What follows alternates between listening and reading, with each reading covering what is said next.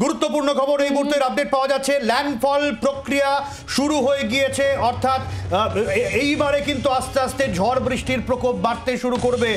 এখনো পর্যন্ত যে আপডেট, আগামী 4 ঘন্টা ধরে চলবে এই ল্যান্ডফলের প্রক্রিয়া। একদমই তাই, কারণ যে কথা আমরা বলছিলাম আপনাদেরকে যে ল্যান্ডফল হওয়ার সময় যে প্রাথমিক প্রক্রিয়া, যে অভিঘাত বুঝতে আমরা শুরু করি, সেই প্রক্রিয়া ইতিমধ্যে শুরু হয়ে গিয়েছে এবং এর দাপট আরো সময়ের সঙ্গে সঙ্গে বাড়তে শুরু করবে, এটা খুব স্বাভাবিক। প্রান্তিকবাবু, আপনার কাছ থেকে জানার চেষ্টা করব, যেহেতু ল্যান্ডফল প্রক্রিয়া প্রাথমিক যে অভিঘাত সেটা ইতিমধ্যেই শুরু হয়ে গিয়েছে, এর আগে আমরা যতগুলো ঝড় দেখেছি, ইয়াস হোক, আমফান হোক, আয়লা হোক, বুলবুল হোক, এগুলোর সঙ্গে যদি এটার আমরা একটুখানি পার্থক্য বোঝার চেষ্টা করি, এগুলোর থেকে এই রিমাল কোথায় আলাদা? একটা যেটা বললাম যে আমফানের তুলনায় হয়তো এর ল্যান্ডফল হওয়ার পর যে স্পিডে বাতাস বইবার আশঙ্কা করা হচ্ছে সেটা আমফানের তুলনায় একটু কম হতে পারে, কিন্তু আবার বলছি এর কিন্তু বৃষ্টিপাত, ঝড়ের দাপট এই লাইন বরাবর থাকছেই, কিন্তু যেটা 120 থেকে 110 থেকে 120 আশঙ্কা করা হচ্ছে, হয়তো একটু কম হতে পারে। এবং একটু আগেও বলছিলাম যে এই ডিস্টেন্সটা ট্রাভেল করার টাইমটা একটু যা এস্টিমেট করা হয় তার থেকে কম হয়, কারণ যত ভূখণ্ডের দিকে যায় তত গতিবেগ বাড়তে থাকে। কিন্তু আবার বলছি এর এই বৃষ্টিপাতের পরিমাণ কিন্তু অনেকটা হবে এবং আগামী কয়েকদিন আমাদের খুব সাবধানে থাকতে হবে, কারণ এই দুই বঙ্গেই এই বরাবর বৃষ্টিপাত অনেকটা হবে এবং তার সঙ্গে যে আমাদের ঝড়ের দাপটটা এক্সট্রিম পর্যায়ে ঠিক কটা নাগাদ আমরা ফিল করতে পারবো? বা আমি যদি একটুখানি উপকূলের কথা বলি, উপকূল মানে পূর্ব মেদিনীপুরের কথা বলি এবং দক্ষিণ 24 পরগনা এবং উত্তর 24 পরগনা বিস্তীর্ণ অংশের মানুষ কোন সময়টা একেবারে বুঝতে পারবে ঝড়ের তীব্র দাপটটা? যেখান দিয়ে আইটা যাবে সেখানে ঝড় দু ক্ষেপে আসবে। প্রথমে যেটা আমফানের সময় হয়েছিল, যে প্রথমে ঝড় হলো ঘন্টা দুয়েক, তারপরে আই পাস করার পর আবার ঝড়।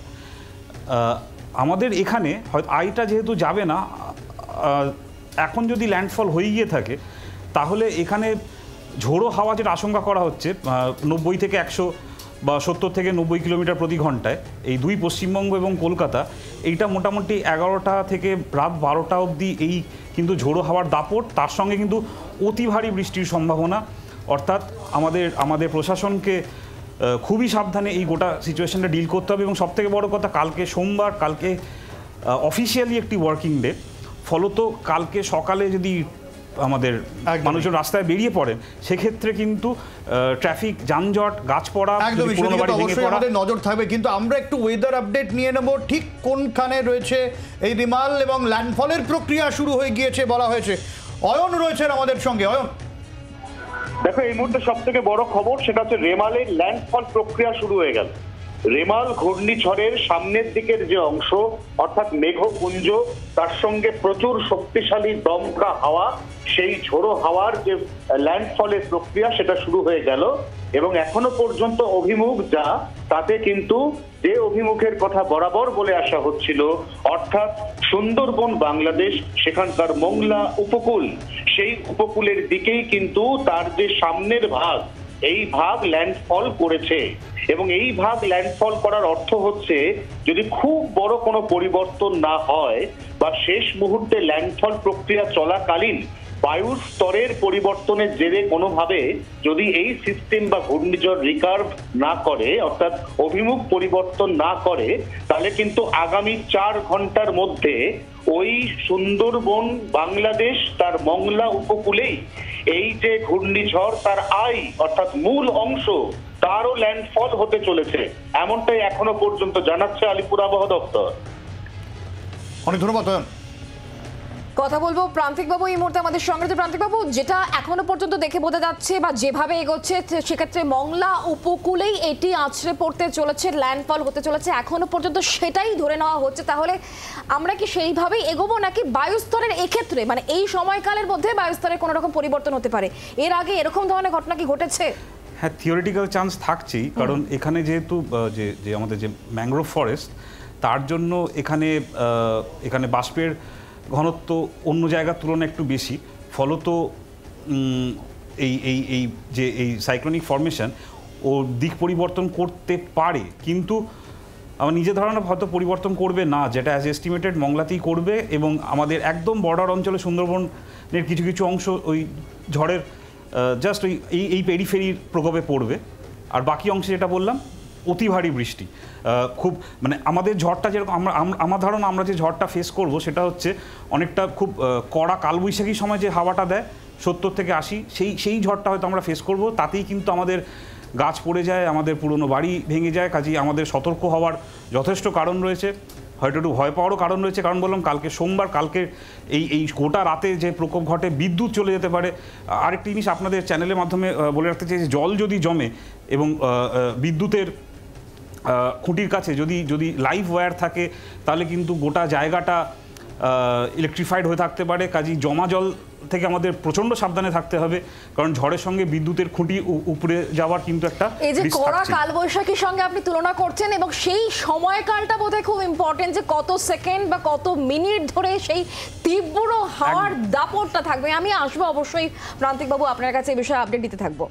একদমই, এবং সেই জায়গায় দাঁড়িয়ে আরও বেশ কিছু আপডেট আসছে আমাদের কাছে, যেখানে বিভিন্ন জায়গায় গাছ পড়ার খবর আসছে এবং বিভিন্ন জায়গায় ইতিমধ্যেই এলাকা বিদ্যুৎহীন হয়ে গিয়েছে, সেই খবরও এখনও পর্যন্ত আসছে। কারণ যেরকম আমাদের প্রতিনিধি অয়ন জানানো, ল্যান্ডফলের প্রক্রিয়া শুরু হয়ে গিয়েছে, ফলে ঝড় বৃষ্টির তীব্রতাও আরও বাড়তে শুরু করে দিয়েছে।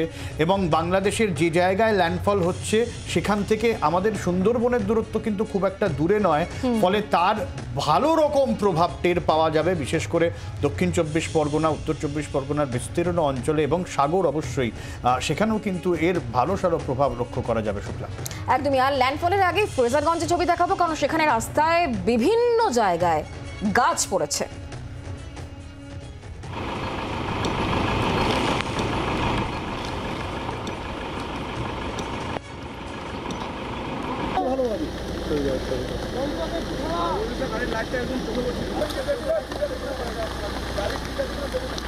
রাত 11টা থেকে 1টার মধ্যে ঘূর্ণিঝড় রিমাল তার ল্যান্ডফল হওয়ার কথা রয়েছে, এবং আজকে দুপুর থেকে কিন্তু তার আগাম যে প্রভাব সেটা আমরা দেখতে পাচ্ছি।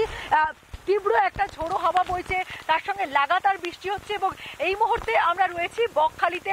বকখালি একেবারে বিচের দিকে যাওয়ার আগে যে রাস্তা, যেখানে আমরা রাস্তায় বিভিন্ন জায়গায় গাছ পড়ে গিয়ে ইতিমধ্যে রাস্তা বন্ধ হওয়া শুরু করেছে। এই মুহূর্তে একটি বড় গাছের ডাল আমরা দেখতে পাচ্ছি যেটা পড়ে গিয়েছে ভেঙে, এবং এখান থেকে কিন্তু গাড়ি চলাচল কার্যত একেবারে বন্ধ এই মুহূর্তে। যতক্ষণ না পর্যন্ত এই উদ্ধারকারী দল এসে এই রাস্তা থেকে গাছ সরাবে ততক্ষণ পর্যন্ত কিন্তু গাড়ি চলাচল করতে পারবে না। এবং গোটা অঞ্চল কিন্তু ইতিমধ্যেই বিদ্যুৎ বিচ্ছিন্ন হয়ে গেছে।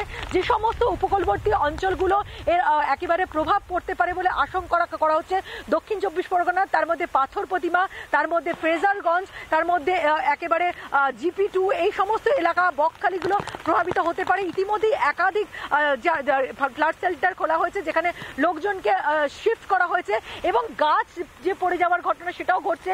ইতিমধ্যেই এখনো পর্যন্ত কিন্তু ল্যান্ডফল হয়নি, কিন্তু তার আগের থেকেই জায়গায় জায়গায় গাছ পড়ার ঘটনা ঘটছে। এবং আমরা দেখতেই পাচ্ছি যে একটা বড় গাছের ডাল সেটা কিন্তু ভেঙে পড়েছে।